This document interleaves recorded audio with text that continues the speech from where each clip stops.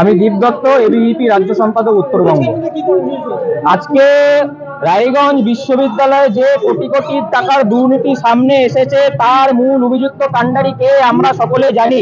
পার্থ চ্যাটার্জির গুরুদেব বলে নিজেকে দাবি করা অনিল ভুইমালি এবং তৎকালীন এফও যিনি ছিলেন স্বপন পাইন, এই স্বপন পাইনকে নিয়ে এবিভিপি 2019 সালে আন্দোলন করেছিল যে ওনার পিএইচডি ভুয়ো, ওনার প্রফেসর হওয়ার যোগ্যতা নেই।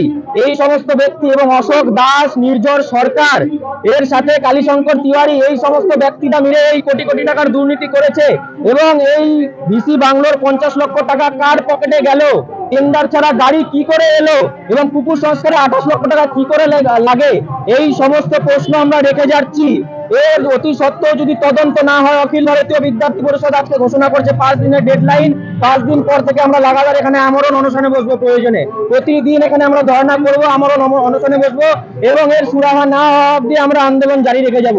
এবং এর জবাব বিশ্ববিদ্যালয় কর্তৃপক্ষকে দিতে হবে।